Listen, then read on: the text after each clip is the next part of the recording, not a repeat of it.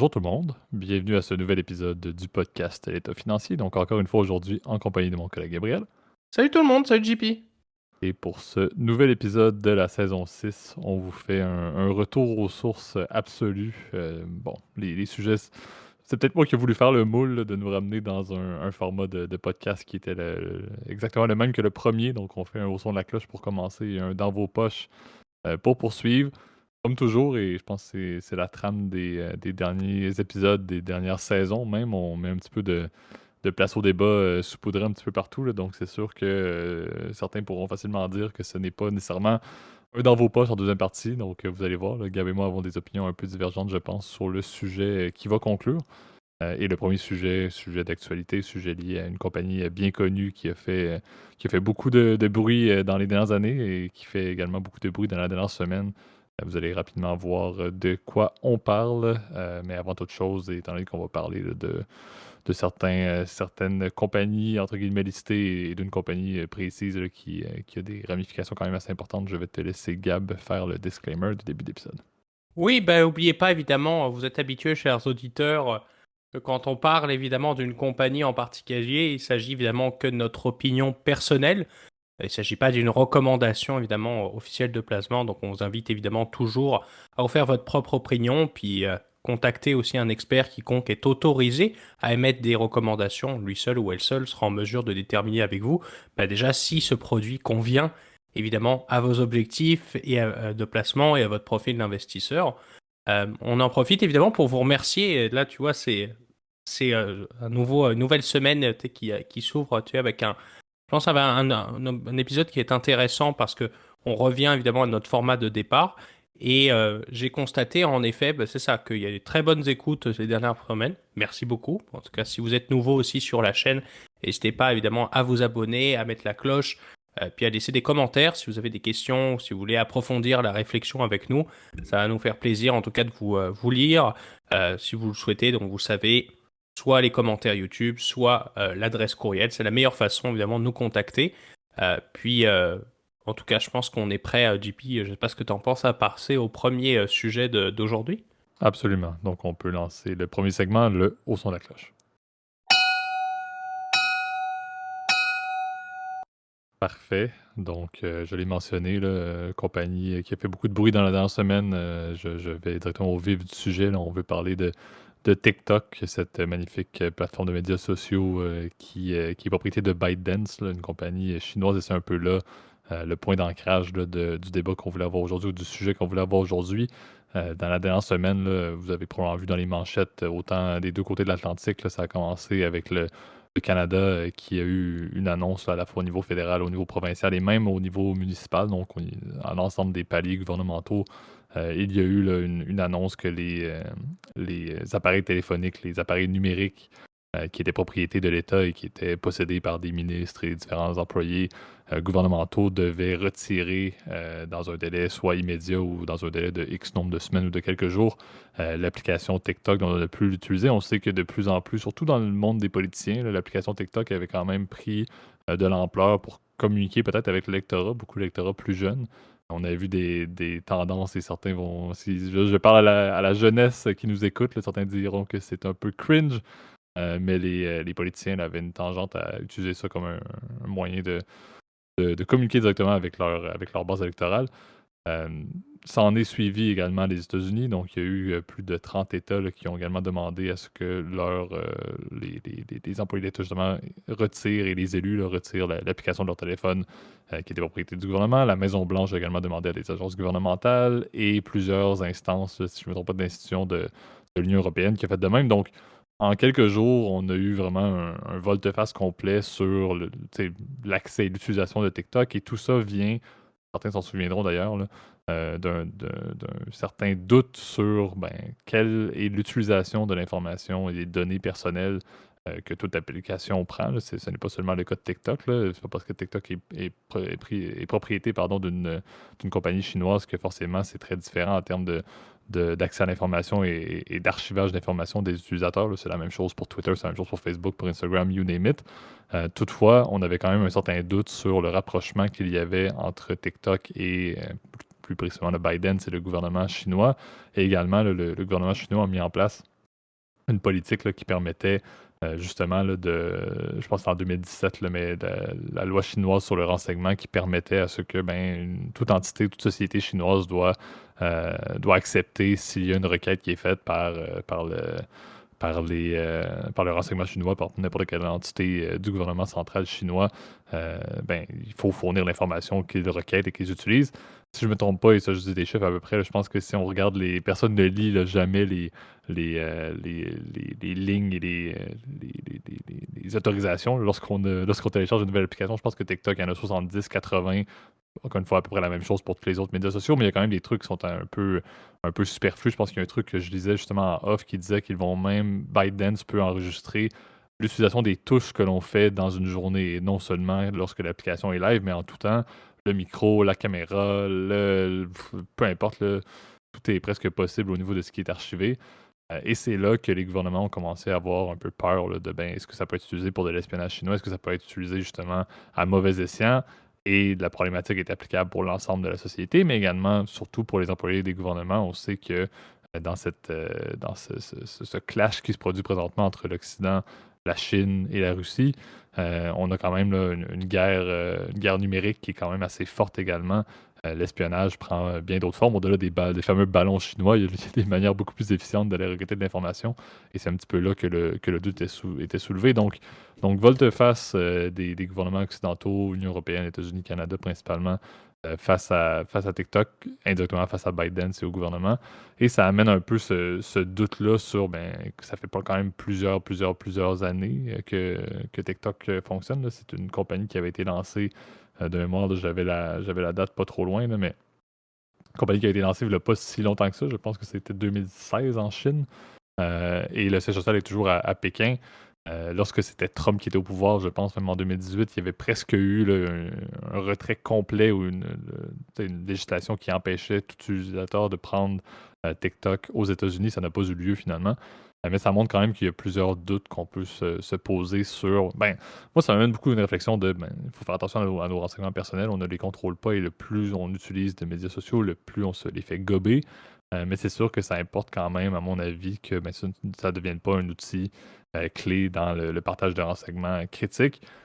Je ne veux pas douter des politiciens, mais je pense que l'utilisation de TikTok qu'ils font par rapport aux renseignements qu'ils échangent sur leur téléphone cellulaire, moi, je valorise peut-être plus les renseignements et la protection des renseignements sur leur téléphone que le fait qu'ils peuvent mettre des petits TikTok par-ci par-là pour essayer de ressembler au commun des mortels. Donc, à mon avis, je ne suis pas contre l'idée de faire ça. Je pense par contre que ça fait bien longtemps que si ça avait. Les gains évidents auraient dû être faits depuis un méchant bout, là. L'archivage d'informations a déjà eu lieu depuis 2 ans par ByteDance. Il y a déjà bien des choses qui ont pu être prises au niveau du vol de renseignements personnels d'employés de l'État ou même de secrets d'État.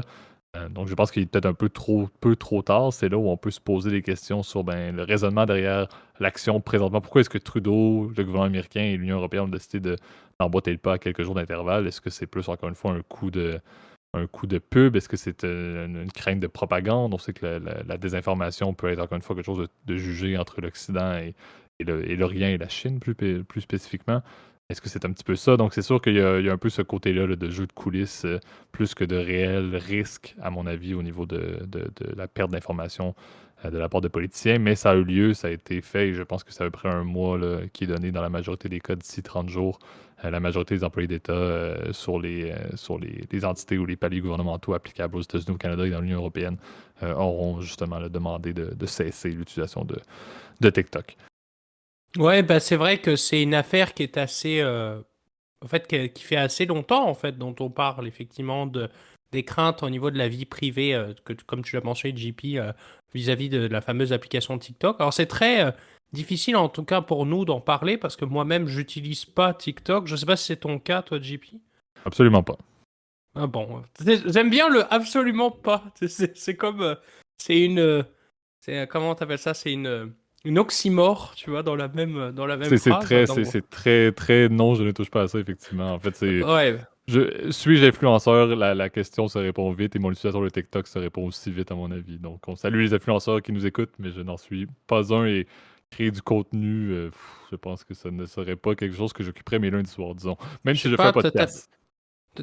T'imagines, te prendre en vidéo, t'es en permanence, salut les gars, regardez, j'ai fait des crêpes. Je sais pas trop si Effectivement, ça ferait, absolument. ça ferait partie. Enfin bref, moi-même, je n'utilise pas TikTok, enfin même j'utilise, et par contre, malheureusement, son concurrent, hein, qui est Instagram Reels, hein, mais c'est vrai que évidemment, au-delà du contenu addictif, c'est parce que c'est une application qui est très critiquée aussi pour ça, le fait que t'as les gamins qui passent, là je vais passer pour le boomer de service, les gamins passent littéralement leur journée scotchés sur leur écran à swiper, là, mais au-delà de ça, bah, il y a effectivement, comme tu l'as mentionné, les problématiques de vie privée, évidemment.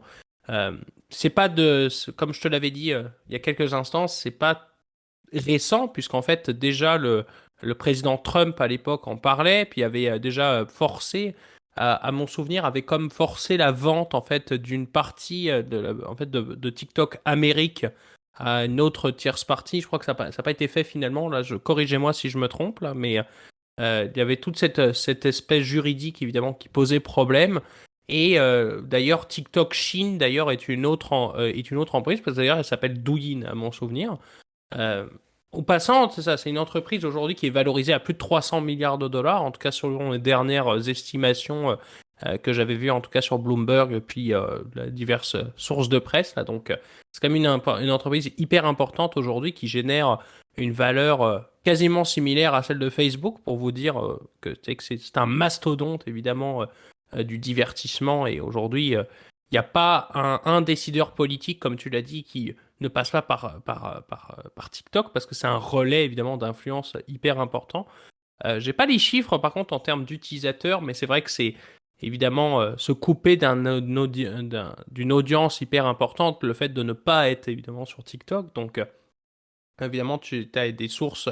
euh, c'est une façon d'influencer évidemment un public qui est peut-être plus jeune, un peu moins exposé évidemment aux réseaux sociaux traditionnels comme Facebook, comme j'ai mentionné précédemment là. Donc évidemment, il y a cette problématique de la vie privée, comme tu l'as dit, avec les autorisations. Au-delà des autorisations aussi, il y a tout simplement le ELA, donc le fameux End User License Agreement, que souvent tu signes quand tu crées un compte sur n'importe quel site informatique. C'est le truc, que tu glisses et tu dis que j'ai coché les conditions d'utilisation, donc le End User License Agreement.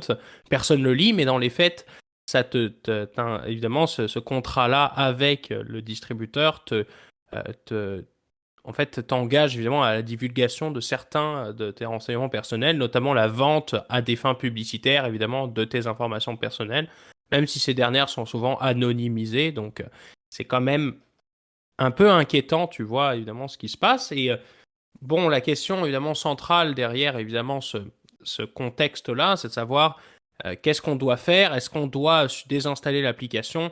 La réponse est, est-ce que tu tiens vraiment à ta vie privée? Si tu le tiens vraiment, tu ne devrais déjà pas avoir de smartphone parce que tout le monde a accès à toutes tes données.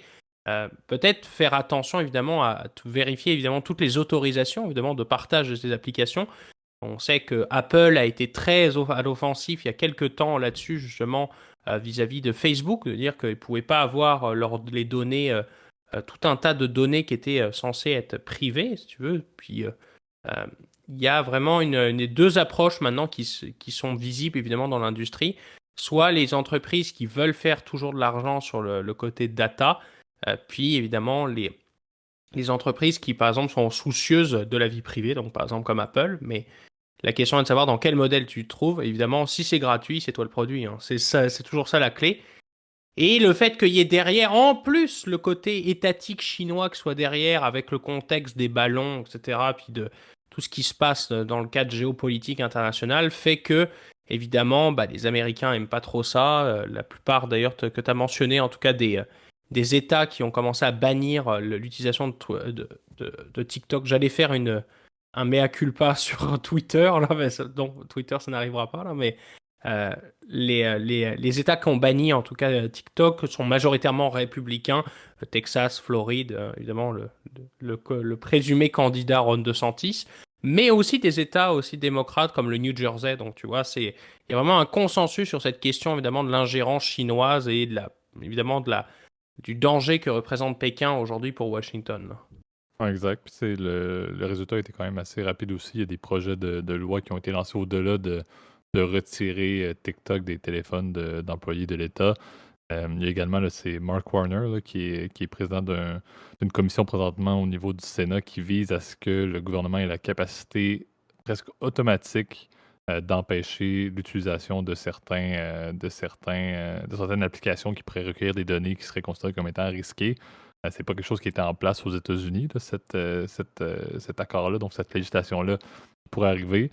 Par contre, et je sais qu'on en parlait en off ce week-end, c'est sûr qu'il y a toujours deux côtés de la médaille.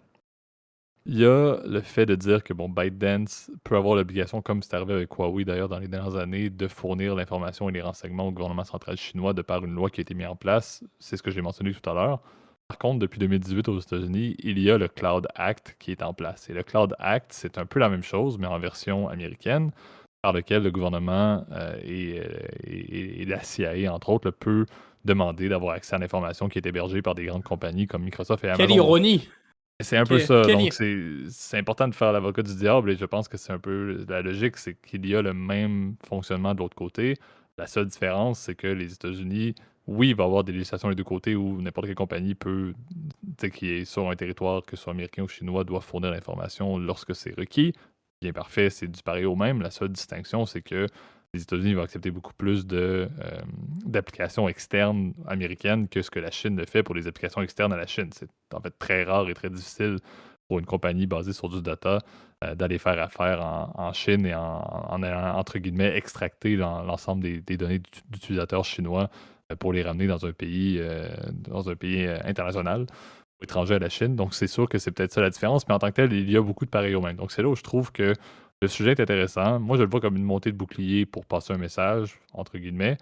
C'est sûr qu'il y a un fondement derrière ça, mais l'utilité réelle de cette abolition de l'utilisation de TikTok sur les téléphones cellulaires, ça ne changera pas grand-chose à mon avis. Encore une fois, c'est bien beau, là, mais je ne pense pas non plus que l'utilité réelle que le data que ByteDance entretient, je pense que ça les importe plus sur la base d'utilisateurs de centaines de millions de personnes qui utilisent TikTok plus que les quelques employés de l'État. Tu sais, s'ils veulent obtenir les renseignements d'employés de l'État, ils ont d'autres manières.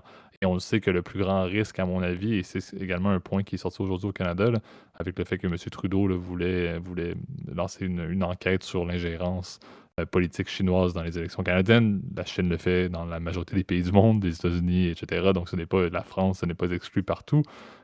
Mais c'est sûr qu'il y a d'autres manières pour la Chine de faire de la propagande et d'avoir un impact sur une société étrangère comme le Canada. Et ce n'est pas les quelques cellulaires, dont le cellulaire du maire de tel patelin, que ça va changer grand-chose pour eux. Ce qu'ils veulent, c'est la base et la majorité, à mon avis, des utilisateurs qui sont, encore une fois, des citoyens comme vous et moi, là. Donc c'est là où je trouve que c'est beau, mais ça n'apporte pas grand-chose et ça ne cache pas réellement le fait que à mon avis, c'est juste une goutte dans un verre d'eau, ça ne va pas changer grand-chose, ça ne va pas amener à nouveau la discussion qu'il y avait eu dans le temps de Trump là, d'abolir complètement TikTok, je ne crois pas. Mais c'est juste ironique de voir que c'est un peu du pareil au même et la situation est fort similaire au niveau de la législation, que ce soit américaine ou celle chinoise. Donc à voir. Bien évidemment, la crainte est la même. C'est ByteDance et TikTok sont l'une des seules compagnies de médias sociaux grand public utilisées, entre autres en Amérique du Nord, qui n'est pas une compagnie sortie de Silicon Valley. Donc c'est sûr que ça amène un certain doute. Mais c'est une recette et l'entretien, l'hébergement d'informations, le fait d'avoir accès à notre géolocalisation en tout moment, c'est quelque chose qu'on donne à peu près à n'importe quelle application qu'on peut avoir sur notre téléphone. On peut avoir Flappy Bird à l'époque, puis à la limite, Flappy Bird faisait plus d'argent en prenant notre data puis en le revendant que réellement avec les pubs qu'il faisait ou avec le jeu en tant que tel. Donc, prendre avec un grain de sel, c'est une application parmi tant d'autres et je pense qu'il y a amplement la capacité pour n'importe quel pays, n'importe quel État, n'importe quelle entité de trouver une manière, que ce soit directe ou indirecte, d'accéder à l'information, euh, tu sais, entre guillemets, privée ou d'utilisateurs sur leur téléphone cellulaire, que ce soit des personnes, des particuliers ou bien des employés de l'État, là. Donc, voyons-le comme... En fait, moi, ce qui m'intéresse, c'est de voir... Je ne crois pas que ça va amener à grand-chose, mais j'ai le goût de voir qu'est-ce qui va se passer, parce que ça fait beaucoup les manchettes. Pour pas grand-chose, on est déjà, c'est un peu la saveur de la semaine. Certains suivent la politique et vont dire on essaie de trouver des scandales juste pour passer le temps un peu quand les semaines sont plus tranquilles. C'était peut-être ça, là, parce que on n'en entend plus parler. On est lundi, là, on fait toujours le lundi soir notre enregistrement. J'avoue qu'on n'en entend plus du tout parler, on est passé à un autre appel. C'était le sujet de l'heure la semaine passée et ça paraissait comme étant la levée de bouclier complète face à l'accès au transfert d'informations à l'extérieur des États-Unis, du Canada et de l'Union européenne, comme j'ai mentionné. Au final, à suivre sur qu'est-ce qui se passe. Donc, je trouve intéressant d'en parler. Je suis pas grave, c'est un autre point d'ailleurs. Ouais, mais tu sais, c'est toujours intéressant aussi de s'intéresser aussi à ces compagnies qui sont un peu plus méconnues, tu sais, de aussi côté chinois, parce qu'on le sait, les alternatives, en tout cas américaines, en Chine, de services qu'on connaît bien, donc tu sais, par exemple Google s'appelle Baidu en Chine, Google Maps s'appelle justement Baidu Maps, tu sais, QQ, Line, WeChat, évidemment, sont des services hyper populaires que nous, personnellement, en Occident, on n'utilise pas, et pourtant, c'est des chiffres qui sont énormes en termes de part d'utilisateurs et de nombre d'utilisateurs à travers la Chine continentale. C'est très impressionnant, et tu vois, nous, on a un peu moins de visibilité sur ce qui se passe, évidemment, là-bas, mais ByteDance, en effet, est une compagnie qui va rester intéressante pour le moment, d'ailleurs, l'espèce de disclosure, en tout cas de warning sign au début, était peut-être pas non plus hyper intéressant aujourd'hui parce que, en effet, ByteDance, tu peux pas l'acheter à la bourse puisque c'est une compagnie pour le moment qui est privée à mon souvenir. Donc, il n'y a pas de ADR d'ailleurs comment dire, qui est transigible aux États-Unis ou en Europe. Donc, pour le moment, on peut pas acheter des actions.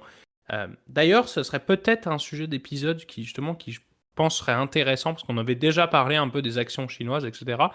Mais ce serait intéressant de parler un peu justement des fameuses règles qui existent, tu sais, aussi justement par rapport à l'investissement en Chine. Qui c'est qui peut investir directement dans des compagnies en Chine?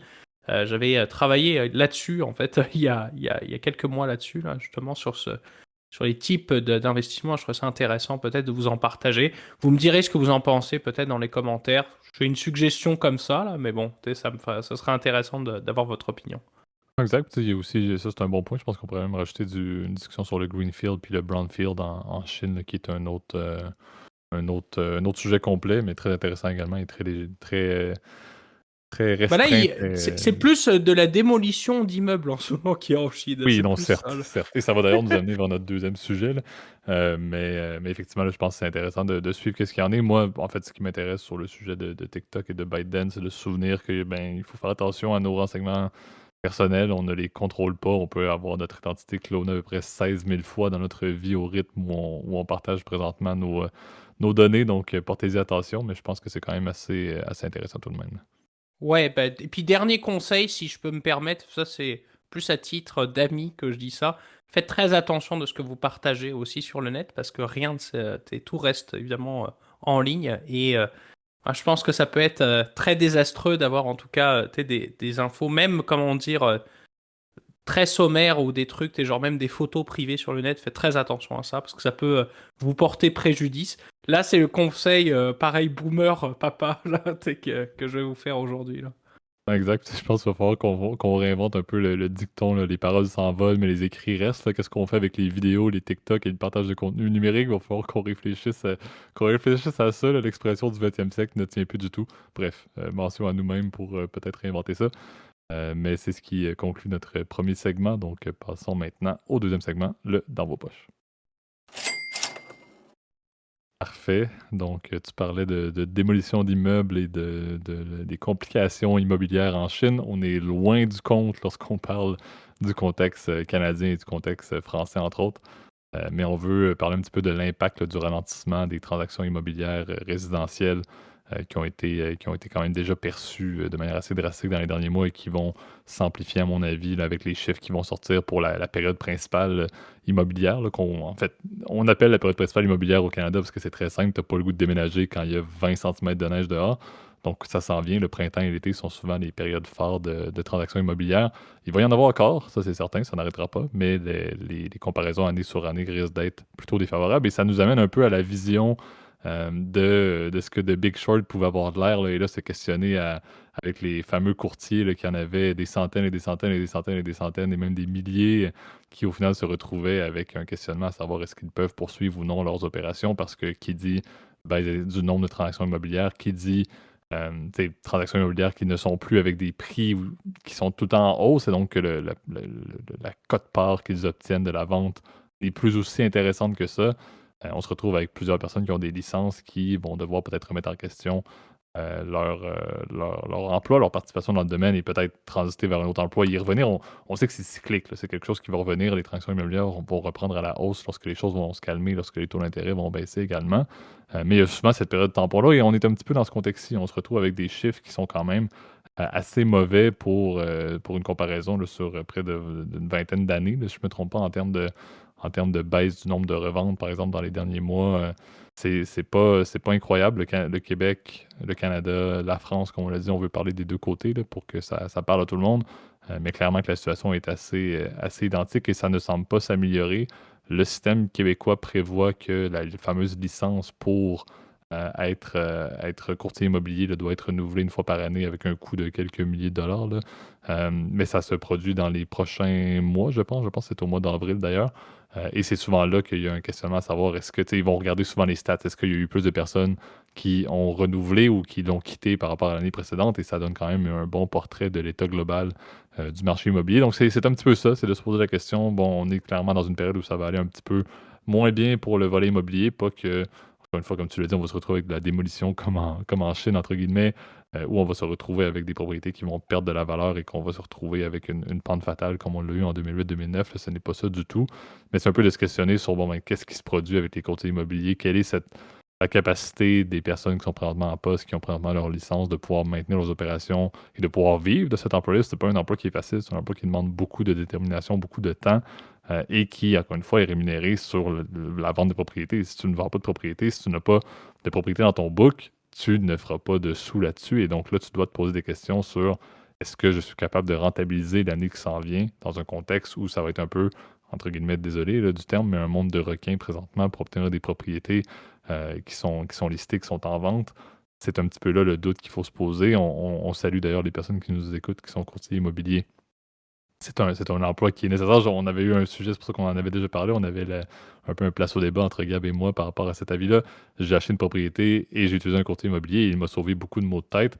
Donc, moi, je suis plus en faveur de la pérennité de cet emploi.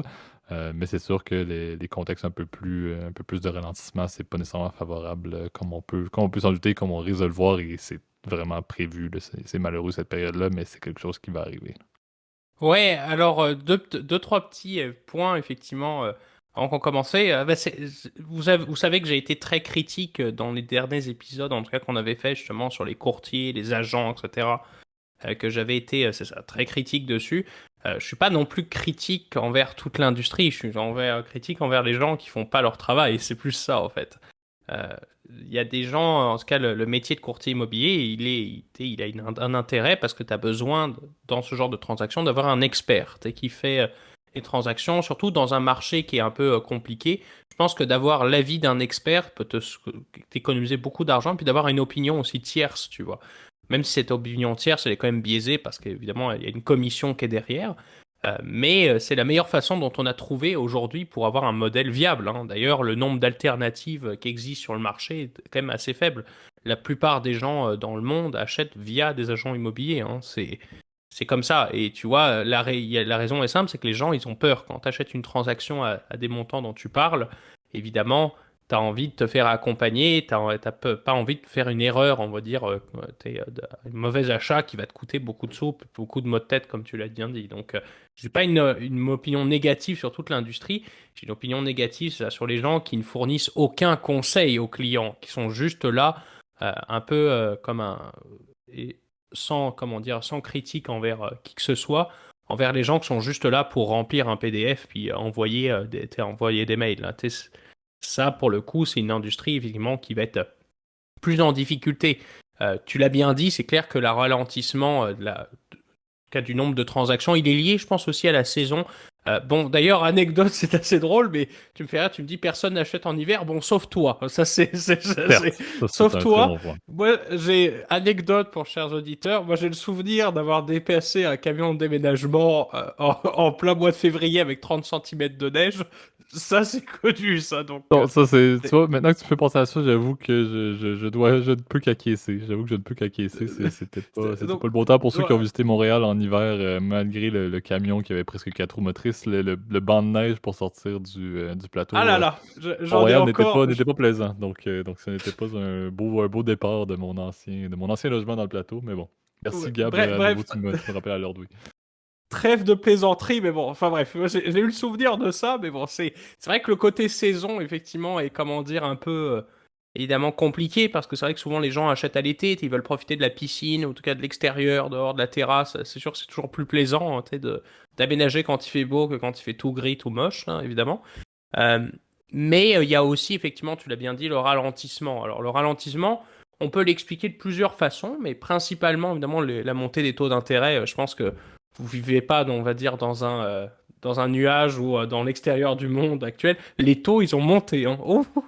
C'est révélation du siècle. Mais oui, ils ont monté drastiquement. Et je reprends l'expression à la JP, drastiquement, drastiquement. Hein. C'est assez Ouais, important quand si tu veux réutiliser aussi une de mes expressions, il faut que tu fasses une salutation notoire. à Monsieur Powell également. Ça, c'est important Oui, quand ou on parle de hausse de taux d'intérêt exactement. un peu drastique, comme on peut le dire. Exact.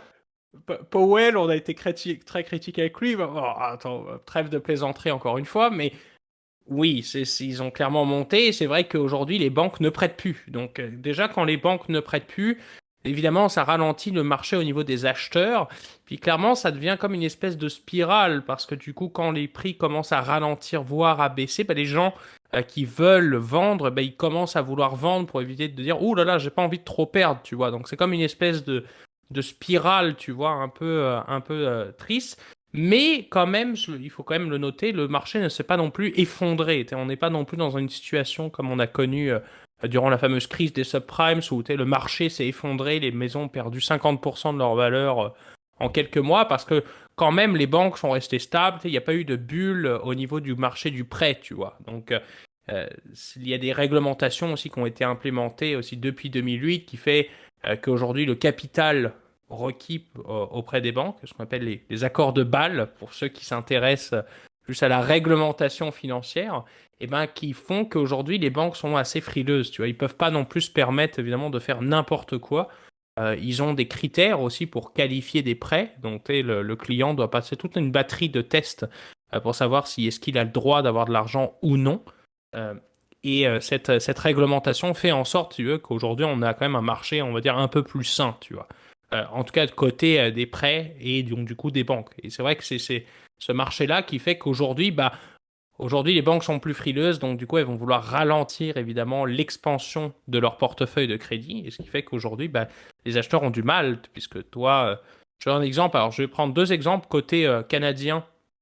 Quand tu empruntes de l'argent auprès d'une banque, elle va qualifier tes revenus. Elle va te dire, bon, il faut que tu gagnes à peu près 3 fois en revenus bruts ce que tu empruntes, à peu près tes paiements mensuels hypothétiques sur 25 ans.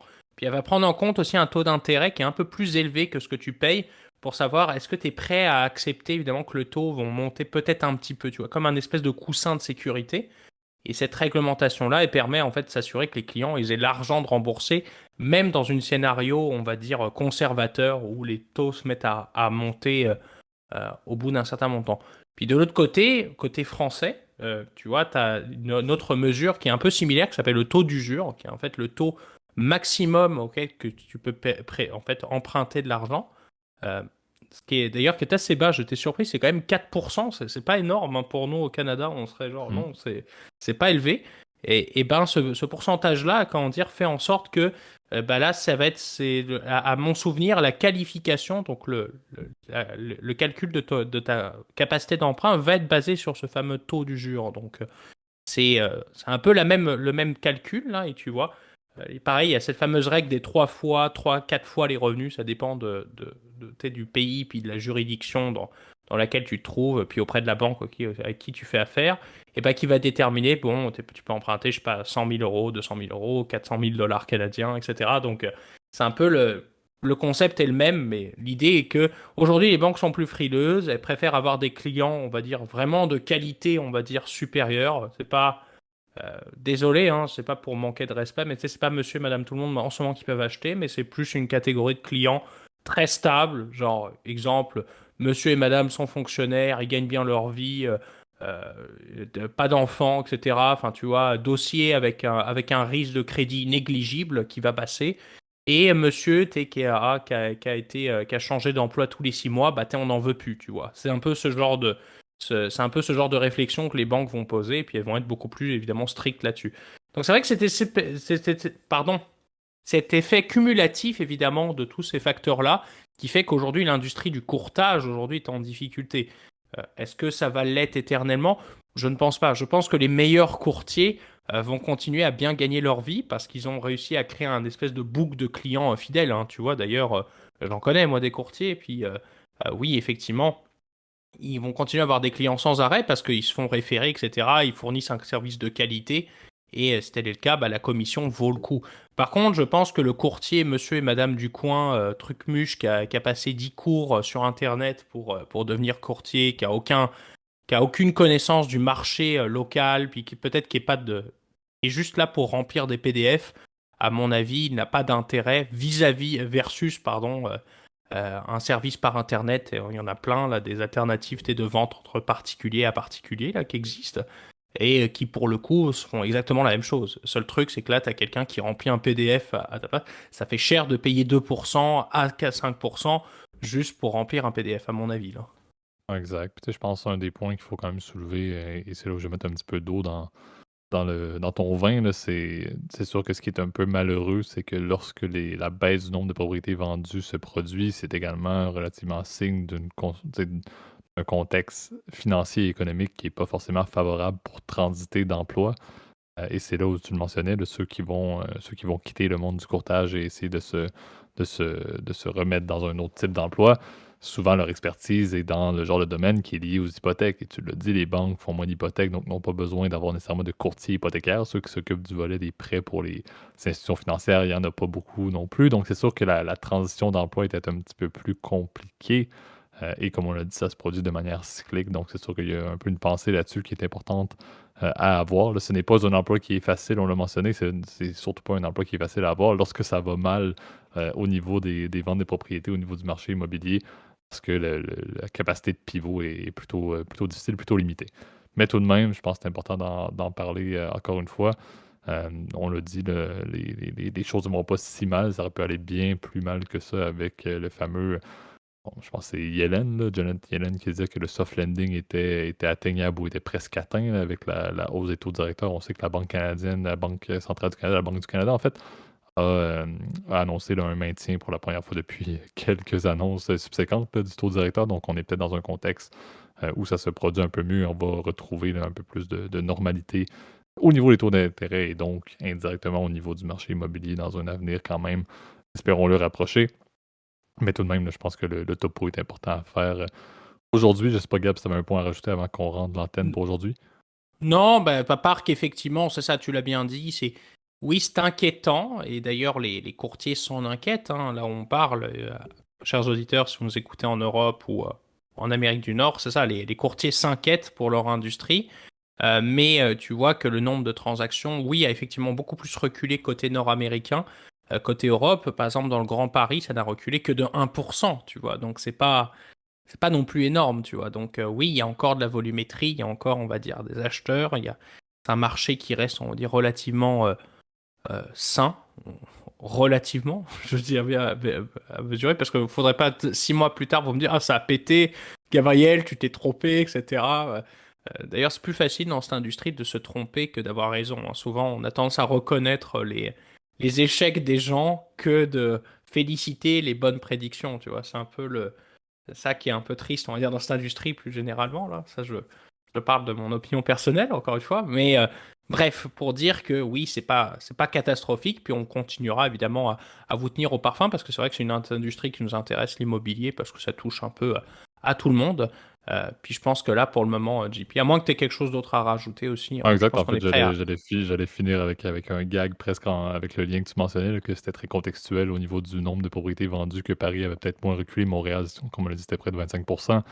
C'est sûr que ça dépend beaucoup du contexte. Je pense que la Roche-sur-Yon se retrouve présentement avec une hausse drastique là, des ventes, vu que personne ne veut vivre dans la ville de Cyril Gann, qu'on salue après les 30 secondes de sa Non, performance lamentable dans oui. l'UFC. Donc, si vous êtes courtier immobilier, allez vous installer dans ce coin-là. Je pense que tout le monde va quitter cette ville pour essayer de ne pas être associé à Non, Cyril, bon gamin il est Gann. dur parce que c'est vrai que vous le savez aussi une autre passion qu'on a, on va dire en dehors du podcasting puis de la finance, etc. On est des grands amateurs de sport de combat, donc En tout cas, on a suivi ça. Si vous nous écoutez ça, évidemment, mettez-le en commentaire. Ça va faire booster le nombre de likes et Tout le tout. monde pourrait Mais faire un épisode sur l'UFC à un certain point, ouais, effectivement. ouais, C'est c'est quand vrai, même ce serait intéressant. une business quand même financière qui est un petit peu louche. On salue Dana White, là, mais on le mettra dans les sujets. Je pense que ça vaut la peine d'en parler. Mais effectivement, là, c'était trêve de plaisanterie. Là. Merci tout le monde pour votre écoute. Tu l'avais fait un petit peu dans le disclaimer au début d'épisode, là, mais merci beaucoup pour vos écoutes. Là.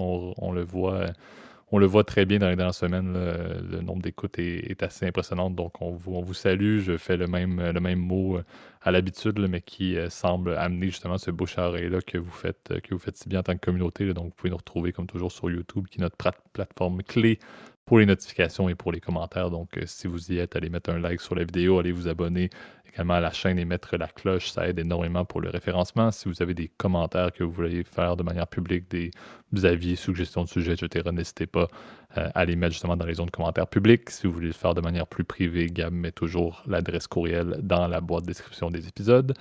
Et sinon, pour la majorité d'entre vous, vous pouvez nous retrouver sur Apple Podcasts, Spotify, Overcast, Deezer, etc. Donc, les plateformes clés pour le volet audio, moins pour les commentaires. Donc, allez mettre des likes sur les vidéos, mettre des étoiles, etc. Il y a des systèmes de ranking et de gradation qui aident aussi énormément pour le référencement. Et comme à l'habitude, partagez-le à vos amis, à vos proches qui peuvent avoir un intérêt pour le genre de discussion qu'on a depuis la ligne d'arrivée arrive vers le 3 ans, là, donc je vais continuer de le rappeler assez fréquemment, là, mais notre podcast vit à chaque semaine depuis plus de 2 ans et demi grâce à vos écoutes et également grâce à vos référencements. Ça nous motive énormément à continuer notre série d'épisodes malgré. Au début, c'était la pandémie, puis on avait des congés. Gab, tu partais en France pendant une période. Maintenant, on dirait que c'est presque la normalité avec les vacances, les cours à temps partiel que tu as eu, que j'ai eu, le travail, etc. Donc, on n'a plus d'excuses, mais la raison pourquoi est-ce que à chaque lundi, on est motivé à vous sortir un épisode, en partie grâce à vos écoutes et grâce au référencement que vous faites si bien. Donc, je vous salue pour ça. Je vous dis déjà à la semaine prochaine, tout le monde, et je te remercie, Gab, pour ta participation, comme à l'habitude. Merci. Salut tout le monde.